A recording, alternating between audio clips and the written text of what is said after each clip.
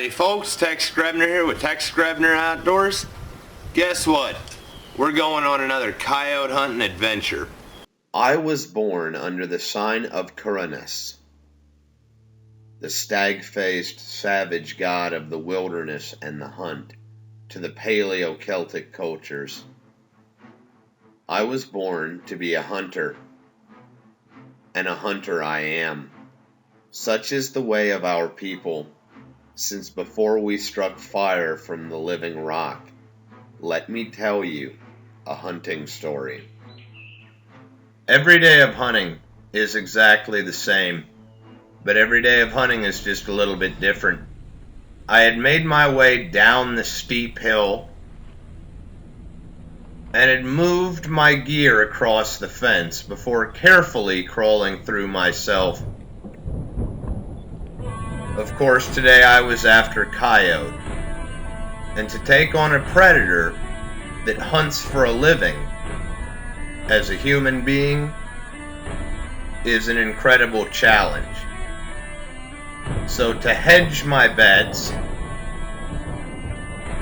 I had a rabbit decoy that I had soaked down in some trapper's coyote lure, and I also had a rabbit pelt hanging on the fence to help mask my scent even further.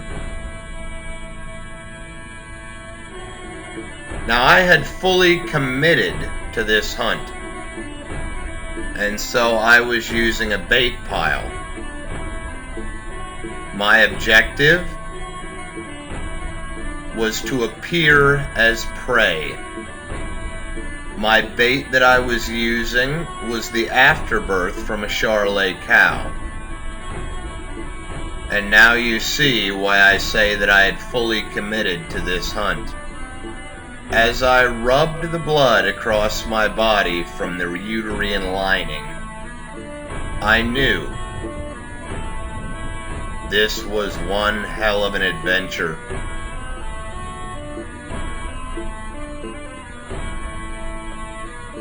Finally, I wiped my hands clean of the mess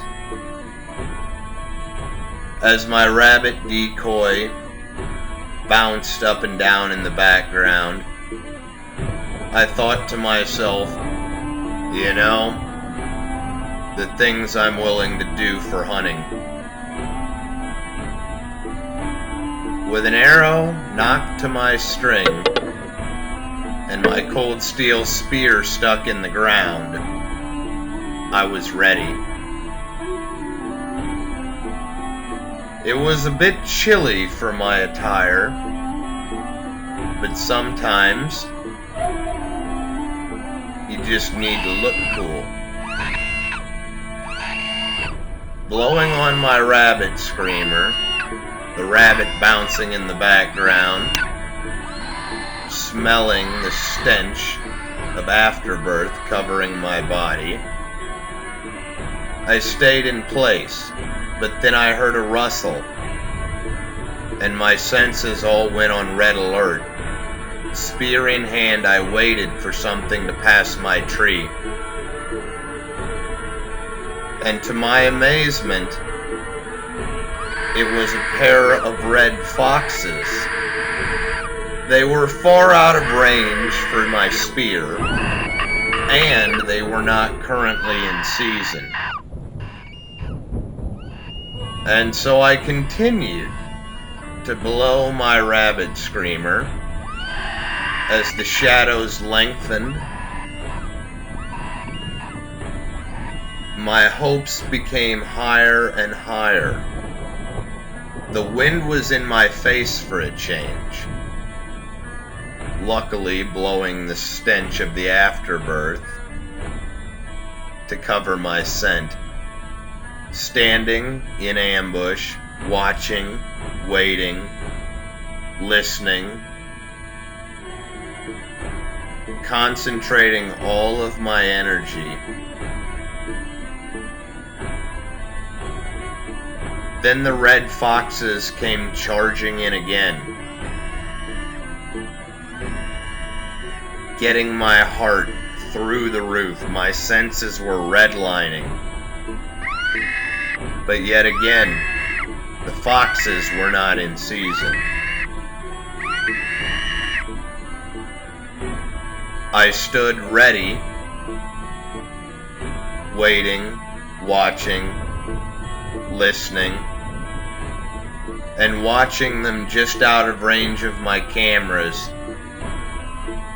frolicking around, confused by my rabbit decoy.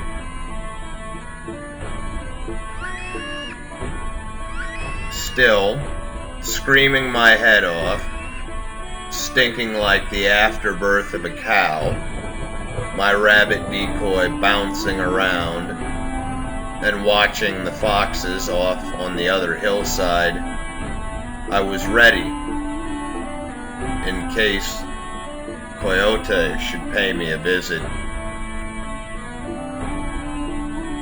It became much colder as the sun began to sink.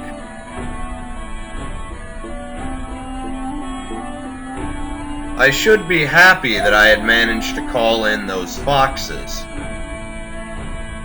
but they were not my quarry for the day. Fingers on my bowstring, I watched and waited.